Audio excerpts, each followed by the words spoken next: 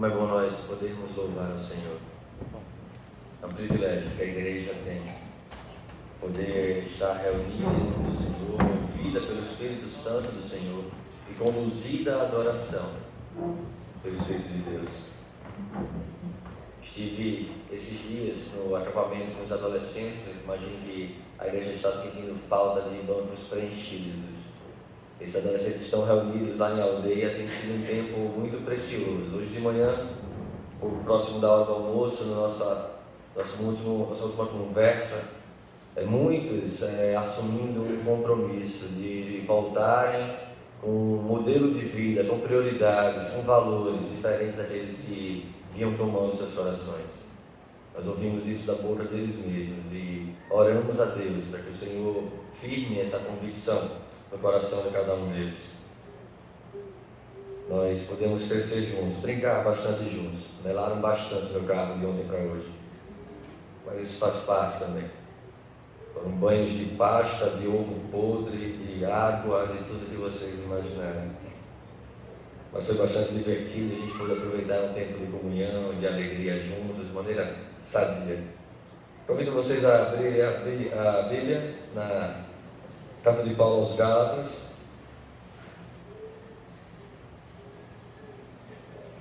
Carta de Paulo aos Gálatas.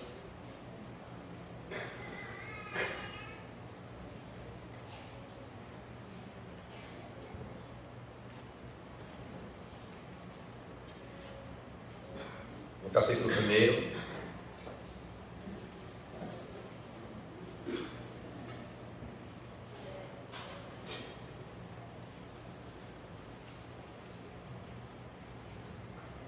Carta de Paulo aos Gálatas, capítulo 1. Nós vamos ler os versos 1 ao verso 5.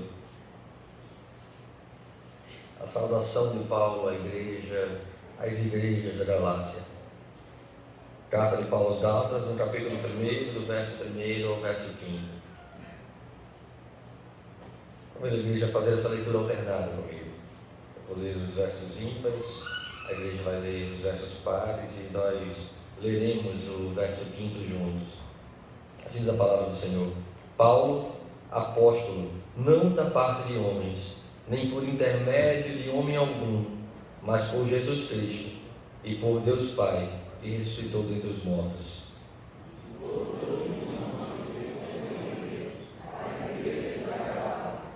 Graças a vós outros e paz da parte de Deus, nosso Pai e do nosso Senhor Jesus Cristo.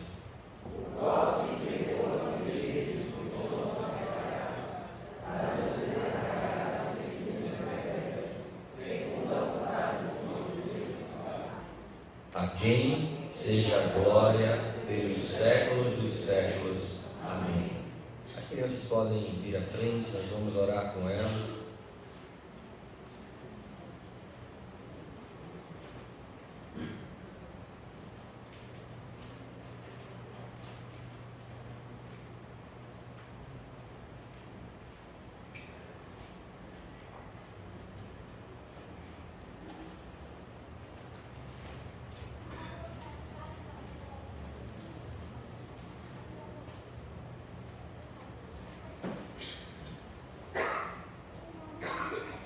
Orar.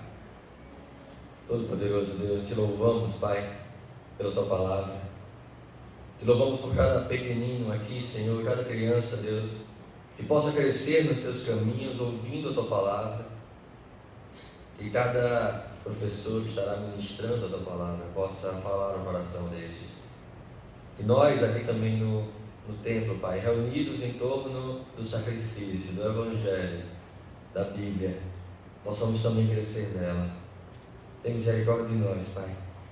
Tem misericórdia de mim, Pai, porque sou pecador. Não sou digno da pureza da Tua Palavra. Que eu não venha comprometê-la. Que eu não venha falar de conhecimento ou sabedoria humana, mas que seja o Teu Espírito falando ao meu coração e ao coração da igreja, Pai, porque somente assim, Deus, nos interessa. As palavras dos meus lábios, o meditar do meu coração, o meditar do coração da Tua igreja, sejam agradáveis à Tua presença. Em nome de Jesus, Deus. Amém.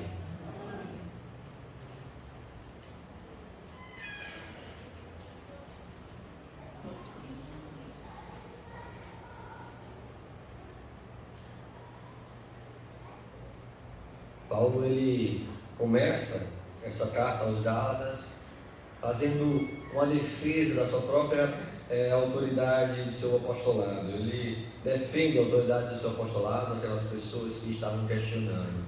Só para nós nos ambientarmos com relação, Paulo havia passado pela Galácia em algumas de suas viagens missionárias, plantado igrejas naquela região. Nós não temos a certeza de para qual igreja ou para quais igrejas especificamente essa carta foi direcionada, mas essa é uma daquelas cartas que circulavam entre as igrejas da região.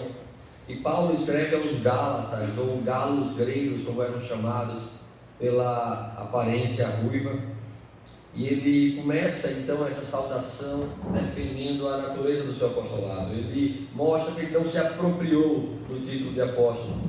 Ele estava sendo questionado por muitos judaizantes, pessoas que vieram depois dele e começaram a falar para a igreja que a graça do Evangelho requeria algo mais, requeria uma atitude religiosa, requeria alguns preceitos do que os judeus faziam antes, e estavam impondo isso àquela igreja, a ponto de Paulo questionar alguns versos mais à frente: como pode vocês tão rapidamente esquecerem o Evangelho da verdade, da fé, da graça? Paulo mostra então que não se apropriou de uma reputação, mas atribui o seu chamado, o seu honroso chamado ao próprio Deus, da parte de Deus, segundo a vontade do Senhor Jesus Cristo. Paulo também insere aqui outros que participavam com ele naquela carta e da alegria daquela igreja. Paulo diz: olha, eu, Paulo e todos os irmãos. Ele também fala para quem dirige a carta, ele vai dizer às igrejas da Galácia. E nós, hoje? E o que isso tem a ver com a nossa igreja hoje, com a nossa vida hoje? É um desafio nós olharmos para a igreja como Cristo olha para a igreja. Apesar daquela igreja estar se desviando o seu coração por práticas e rituais deste mundo, segundo o rudimento desse mundo, Paulo amava aquela igreja a ponto de escrever exortando e falando ainda mais do amor de Deus, da graça do Senhor, da suficiência da graça do Senhor. É um desafio então nós olharmos para a igreja como Cristo olha para a igreja. Nós somos levados a focar os nossos olhos muitas vezes nos problemas da igreja. Problema todo mundo acha, é fácil achar problema na igreja, e esses problemas são reais.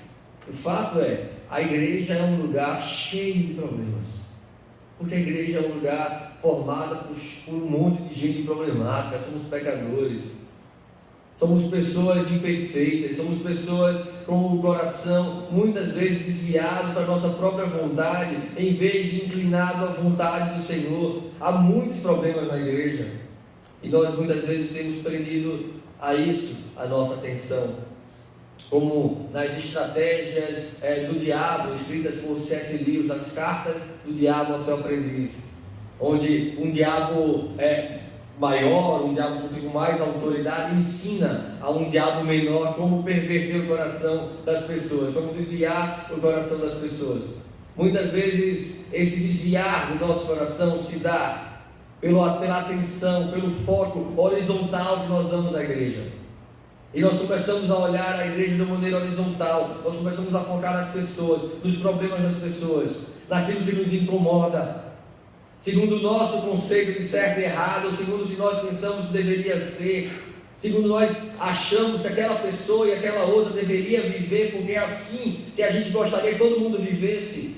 E nós começamos a focar o nosso olhar nessas coisas e esquecemos de olhar para a igreja de uma maneira vertical, olhar para Cristo, olhar para o que Cristo fez e faz pela igreja todos os dias, como tem feito pela minha vida e pela vida de cada um aqui.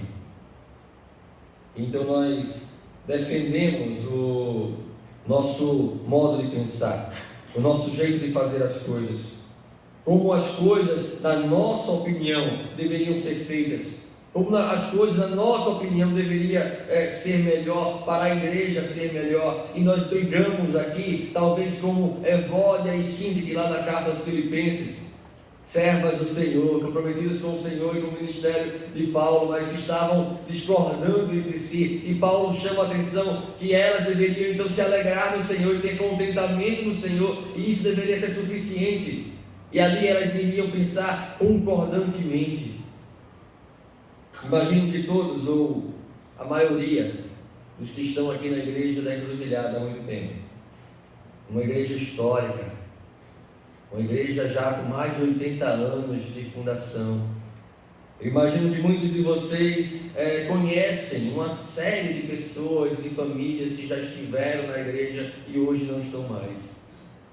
Pessoas que passaram por aqui, que conviveram com vocês, que serviram com vocês e que hoje não estão mais na igreja, que por algum motivo se afastaram da igreja, que por algum motivo desviaram seu coração para um caminho que não é aquele que a palavra do Senhor prega às nossas vidas. Nós certamente conhecemos muitos nomes, eu imagino que vocês têm orado por muitos nomes também. A verdade é que não digo isso que essas pessoas não tiveram motivo para pensar assim ou de outra maneira, mas que esse motivo pouco tem a ver com Deus e muito tem a ver com seus próprios interesses. Pouco tem a ver com Deus. Há na verdade uma disparidade enorme entre o que nós vemos na igreja e o que nós gostaríamos que ela fosse. Eu tenho certeza que você tem uma ideia de como a igreja deveria ser, e talvez na sua cabeça essa ideia seja muito boa e você até a defenda a ponto de talvez criar uma intriga, uma contenda, uma divisão, porque a sua ideia de igreja melhor parece ser melhor do que a ideia do outro. Certamente cada um de nós tem uma ideia de como gostaria que a igreja fosse, mas há um sério problema com as pessoas que deixam a igreja. Há um problema muito mais ligado ao seu coração do que à própria igreja.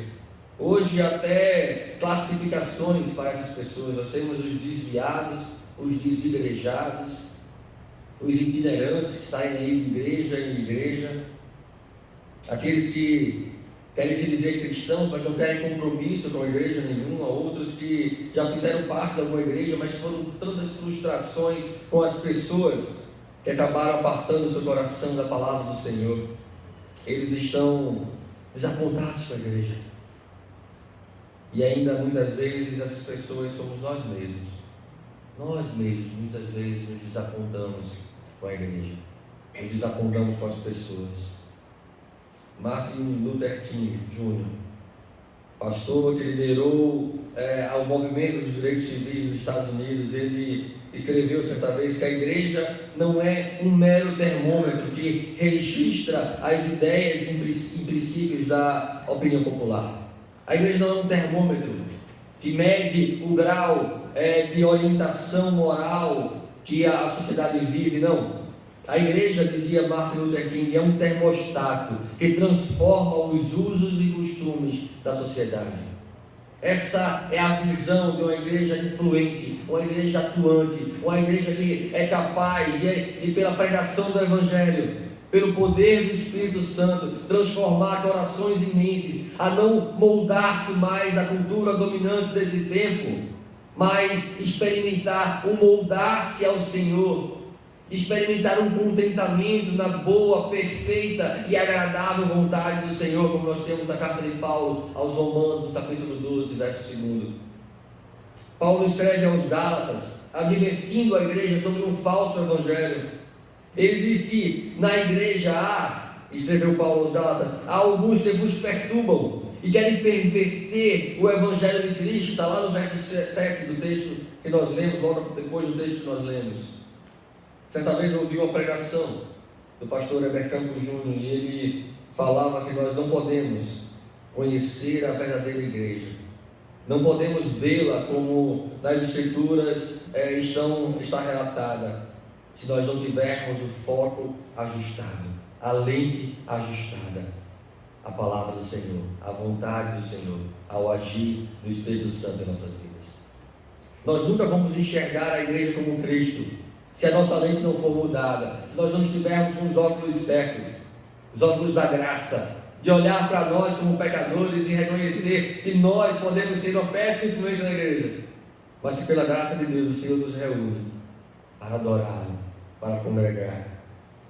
Há algumas coisas, há pelo menos duas coisas que eu gostaria de compartilhar com os irmãos acerca da igreja.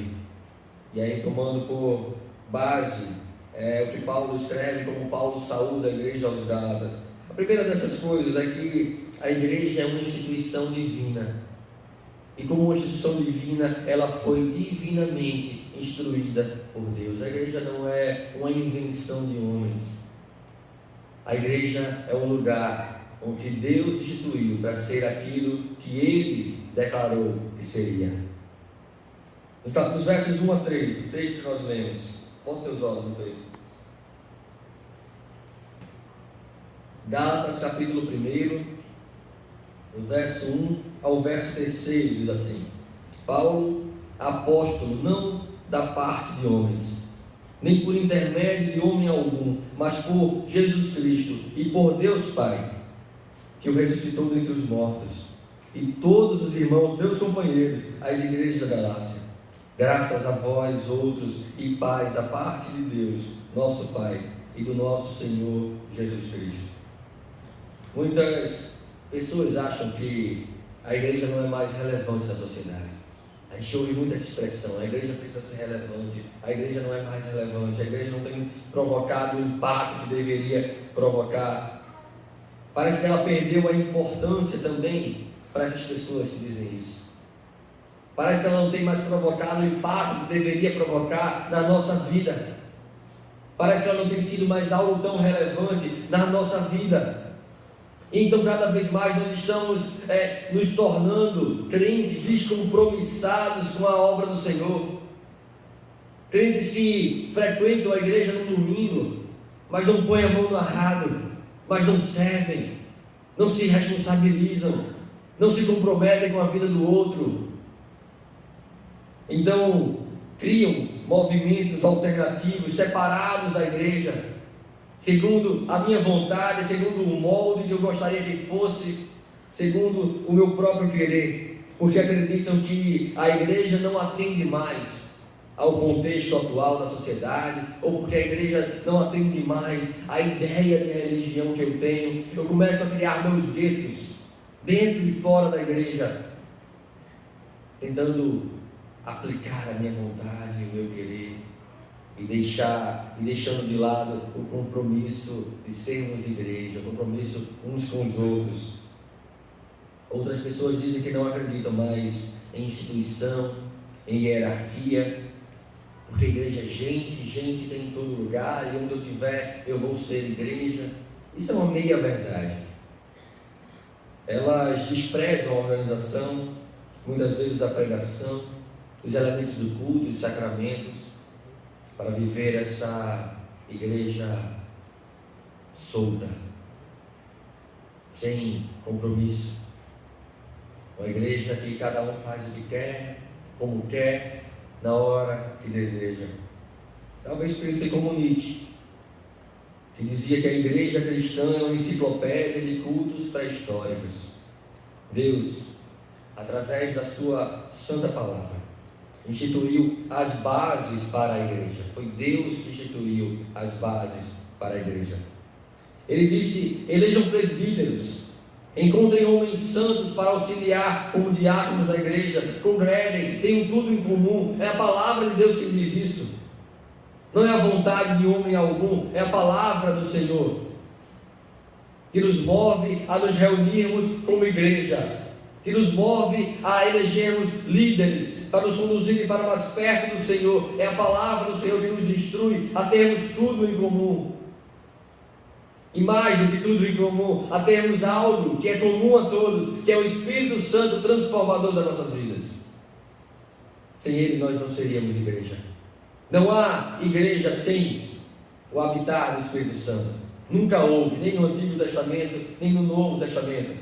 Para que houvesse igreja, se faz necessário o mover do Espírito Santo, porque senão o homem, pela inclinação do seu próprio coração, se perverte em seu caminho. e não é capaz de cultuar ao Senhor, não é capaz de adorar ao Senhor, não é capaz de amar ao Senhor, se o Senhor não fizer isso nele, no coração dele, na vida dele. Em 1 Tessalonicenses, capítulo 5, no verso 11, a palavra do Senhor diz: consolai-vos, pois, uns aos outros, e edificai-vos reciprocamente, como também estás fazendo. Essa é a responsabilidade, esse é o compromisso da igreja, esse é o compromisso de cada um de vocês. Vocês não estão aqui para assistir a um culto, essa é uma terminologia errada e até pecaminosa. Vocês estão aqui para servir ao Senhor no culto, para adorar a Deus, para cantar suas orações a Deus, para estarem reunidos em torno do sacrifício, que é a sua santa palavra, que Ele nos deu como autoridade de fé e de prática em nossas vidas. É esse o compromisso que nós precisamos ter. E além dessas portas também, consolando uns aos outros, edificando-nos reciprocamente, como a palavra do Senhor exige de nós. Mas para isso nós precisamos ter então compromisso com a palavra. E a segunda verdade sobre a igreja, a primeira é que a igreja é uma instituição divinamente inspirada. A segunda verdade é que a igreja são pessoas alcançadas pelo amor de Deus. Deus instituiu a igreja e Deus separou pessoas para ela. É isso que nos faz igreja. Versos 3 a 5 do nosso texto de Gálatas diz: graças a vós outros e paz da parte de Deus nosso Pai e do nosso Senhor Jesus Cristo, o qual se entregou a si mesmo pelos nossos pecados, para nos desarraigar deste mundo perverso, segundo a vontade do nosso Deus e Pai, a quem seja a glória pelos séculos dos séculos. Nós fomos desarraigados, nós estávamos enraizados na cultura desse tempo, nós estávamos fundamentados nos valores pecaminosos dessa geração pervertida, dessa juventude perdida, sem Deus no mundo. Mas Deus então nos desarraigou, cortou as nossas raízes, as correntes nos prendiam aos rudimentos dessa terra e nos fez igreja santa, invisível, um povo de propriedade exclusiva do Senhor, um sacerdócio real, uma nação santa, chamada para ser diferente de todos os outros povos, chamada para viver uma perspectiva de eternidade, e não para essa vida, e não para as coisas desse tempo. A igreja é aquilo que Jesus remiu com o seu sangue.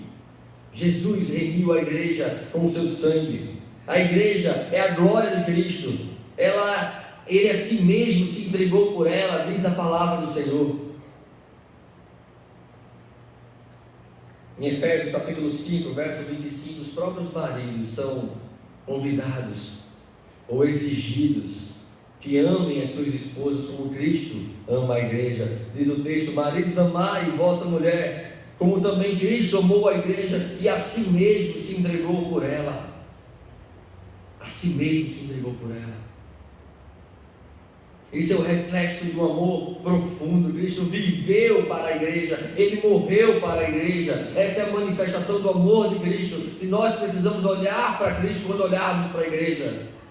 E então nós vamos talvez ter uma perspectiva do que é a igreja aos olhos de Deus.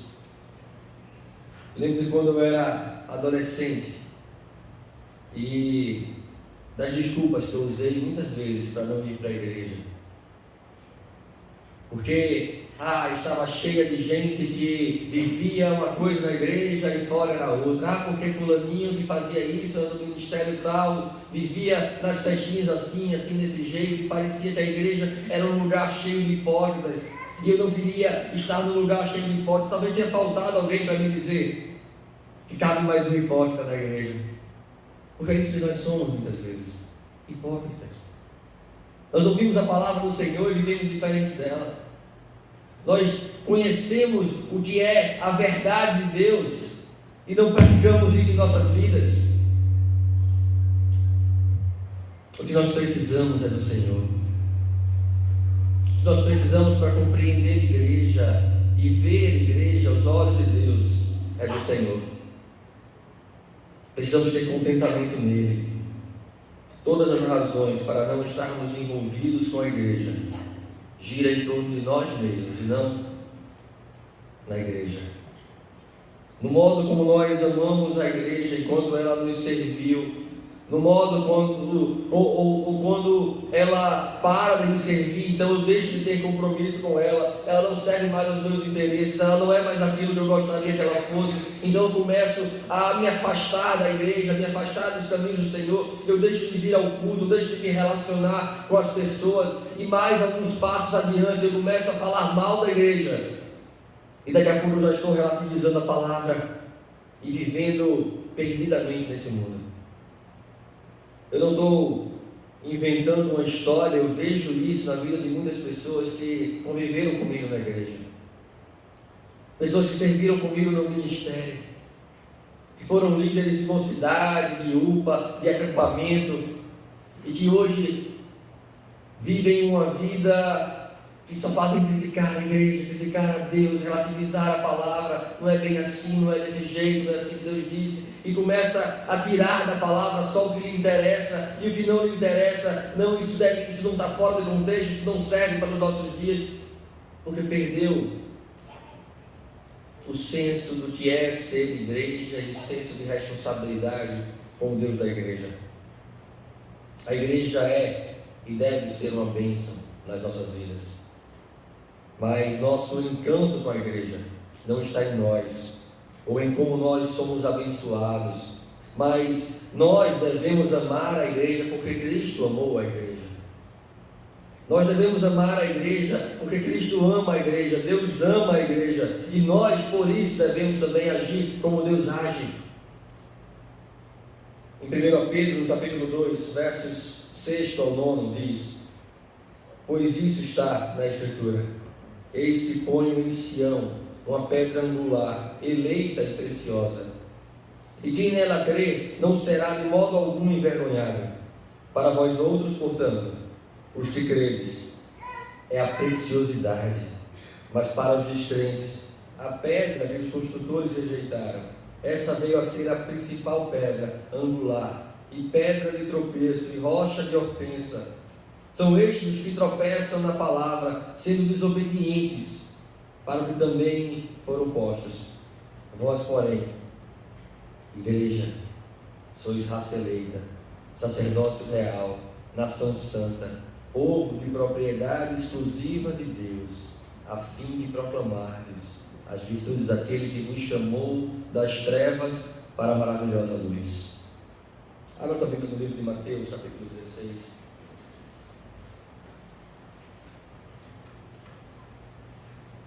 Mateus capítulo 16,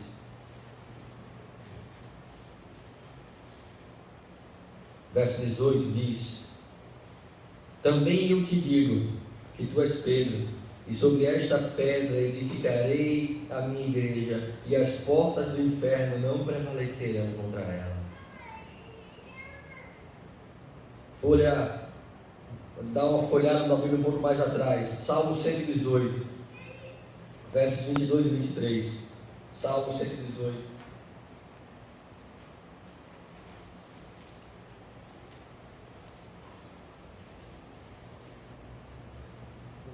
Diz a palavra de Deus: a pedra que os construtores rejeitaram, essa veio a ser a principal, angular. Isso procede do Senhor e é maravilhoso aos nossos olhos.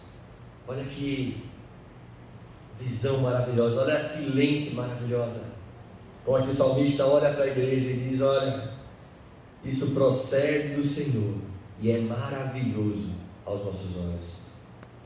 Se não olharmos assim para a igreja, vamos começar a ficar amargos com a igreja, vamos sucumbir diante das dificuldades e vamos por aí dizendo: é difícil, lá na igreja é difícil, lá tem isso, lá tem aquilo, lá fulaninha desse jeito. E vamos começar a encontrar desculpas no nosso coração para não estarmos mais no convívio dos santos do Senhor, para não estarmos mais sendo edificados pela palavra do Senhor, exortados pelos irmãos no Senhor, segundo a palavra do Senhor nos instrui que façamos. Verso 4, nosso texto de Gálatas diz: o qual se entregou a si mesmo pelos nossos pecados, para nos desarraigar deste mundo perverso, segundo a vontade de nosso Deus e Pai. Não podemos, meus irmãos, permitir que as frustrações com as pessoas ou com as nossas próprias expectativas desviem o nosso foco e olhar a igreja como Deus vê. E quanto mais nós amarmos a igreja, estejam certos disso, quanto mais nós amarmos a Cristo, como Cristo ama a igreja, mais vamos querer conhecê-la, mais vamos aprofundar os nossos relacionamentos, mais vamos conviver uns com os outros, mais nós vamos amá-la. É um caminho, é uma decisão que precisamos tomar no nosso coração. Ela vai exigir que nos envolvamos mais com a igreja, que nós tenhamos mais compromisso com ela, mais responsabilidades com ela. Há um pastor chamado Kevin DeYoung, eu gosto muito das pregações dele, dos livros que ele escreve. E ele disse certa vez numa pregação que um amigo é realmente seu amigo. Ele questionava as pessoas naquele seminário, dizendo: um amigo é realmente seu amigo se você não suporta a sua esposa? Não seria ofensivo, disse o pastor. Tem gente que acha que ama Jesus, mas não suporta a noiva dele. Jesus não quer um amigo que não ame a sua noiva. A igreja é a noiva de Cristo. Imagine você, alguém chegar para você: olha, eu até gosto de você, mas eu não suporto tua esposa. Ou então: eu até gosto de você, mas teu marido, olha, não tem quem aguente. É cheio de defeitos, começa a listar os defeitos dele. Nós somos convidados por Deus para olhar a noiva de Cristo, para amar a noiva de Cristo como nós amamos a Cristo, sabendo que Cristo se entregou por ela, pela noiva, pela igreja. Rejeitar a igreja é rejeitar a Cristo, é rejeitar o sacrifício de Cristo, é desprezar a redenção sacrificial do nosso Senhor. Porque Cristo se entregou à igreja, Ele morreu pela igreja, Ele viveu pela igreja. A igreja não existe para satisfazer as nossas necessidades, a igreja não existe para suprir as nossas expectativas. Nós existimos, nós fomos redimidos para satisfazer as necessidades uns dos outros. Isso é ser igreja. Nós somos cheios de defeitos, nós temos carências. E onde um é fraco, o outro é forte, onde eu tenho alguma dificuldade, o outro me sustenta. E é assim que é ser igreja, e é assim que é crescer no Senhor, e é assim que é edificar sobre a rocha, que é Cristo. Em 1 João, capítulo 4, abre a Bíblia comigo.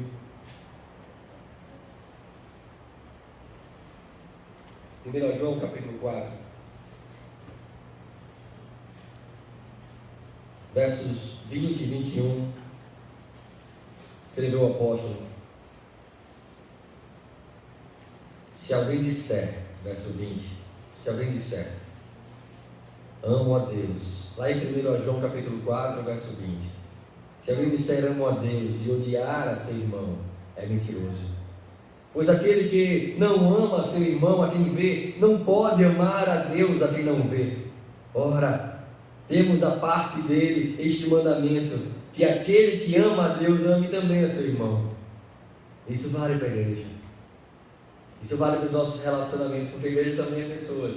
Nós temos aprendido assim.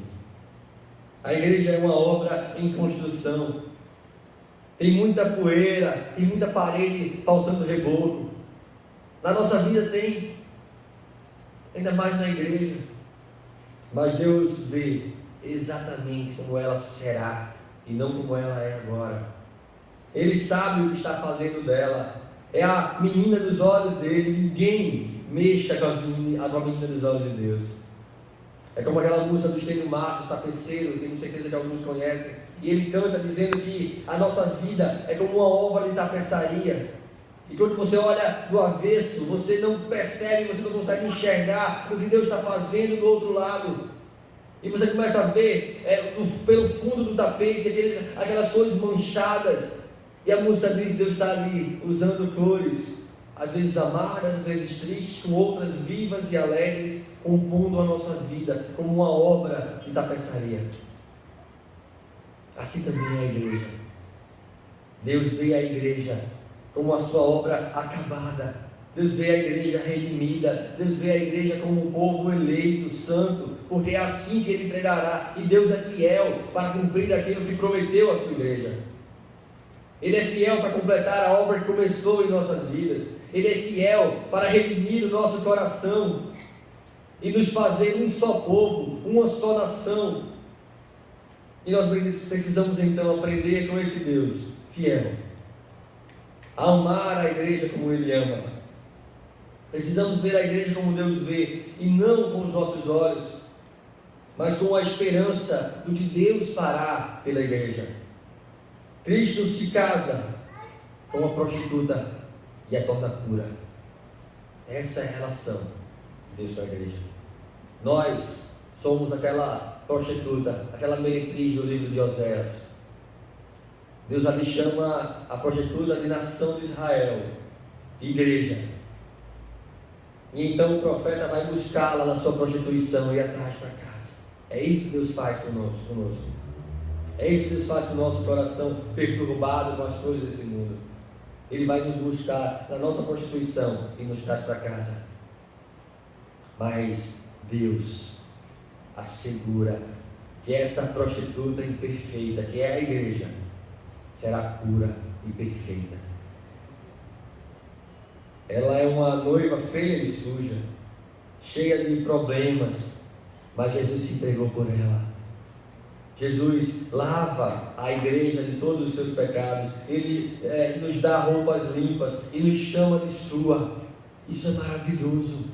Nós podemos talvez dizer como salmista, isso procede do Senhor e é maravilhoso aos nossos olhos. A obra de Cristo na sua igreja é maravilhosa. Meu desejo, meus irmãos, é que diante da palavra do Senhor colocada aqui aos nossos ouvidos e preferencialmente aos nossos corações, nós aprendamos o que é a igreja, a conceituar a igreja aos olhos de Cristo, aos olhos do Senhor, a entender a igreja na palavra do Senhor, e talvez assim, com essa lente transformada pelo poder da palavra, nós possamos assumir mais compromissos com a igreja do Senhor. Nós possamos deixar mais as nossas tarefas rudimentares do dia a dia e nos comprometer mais com aquelas tarefas que são para toda a eternidade, a investir mais esforço e energia no trabalho do Senhor, a buscar ser mais do que crentes dominicais, mas sermos sérios e fiéis, que respondem ao chamado, porque cada crente que foi transformado pelo poder do Espírito Santo recebe desse mesmo Espírito dons e talentos para servir na igreja do Senhor. E como nós, igreja, precisamos uns dos outros. Talvez você possa se questionar o que pode fazer pela igreja, e eu te digo que certamente, se você começar aprofundando o teu relacionamento com a igreja, você vai descobrir.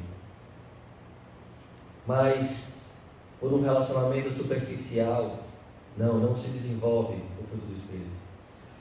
Não se desenvolve paciência, não se desenvolve longanimidade, não se desenvolve amor, não se desenvolvem dons. Nós precisamos de relacionamentos profundos para sermos aquilo para o qual o Senhor nos chamou, e olharmos a ponto de dizer: o Senhor fez isso, é maravilhoso demais aos nossos olhos. Eu convido você a assumir um compromisso no teu coração de agir diferente com a igreja, de olhar diferente para a igreja, de parar de ficar focando a tua atenção nos problemas das pessoas ou nos seus próprios problemas, mas começar a olhar para Deus, para as coisas do alto, onde Cristo vive, como Paulo exorta aos Colossenses no capítulo 3, a colocar o nosso coração lá, a depositar o nosso tesouro lá, e vivermos uma igreja diferente aqui nessa terra. Que as pessoas possam passar a porta, e mesmo que a nossa cultura, os nossos valores as incomodem, e devem incomodar mesmo, mas que elas possam olhar a porta e dizer: olha como eles se amam, olha como eles se ajudam, olha que tipo de povo diferente que eles são, e possam ver Cristo em nossas vidas. Vamos fechar nossos olhos.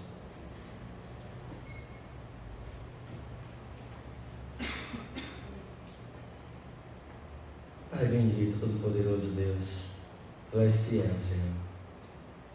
Nós cremos, Pai, que a obra que Tu começaste na Tua igreja, Tu hás de completar. Nós descansamos, Senhor, na confiança de que o Senhor é tudo para nós. Por isso nós Te louvamos, Deus. Ó Pai, Deus fiel, abençoa a Tua igreja.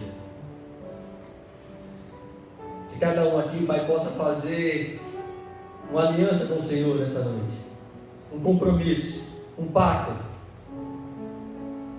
De assumir o compromisso de ser aquilo que o Senhor nos chamou para ser.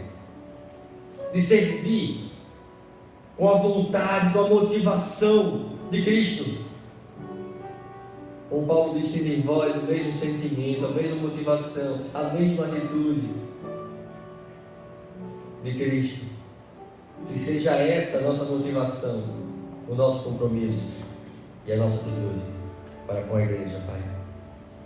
Louvado seja o Teu nome, em nome de Jesus. Amém. Convido a igreja a ficar de pé.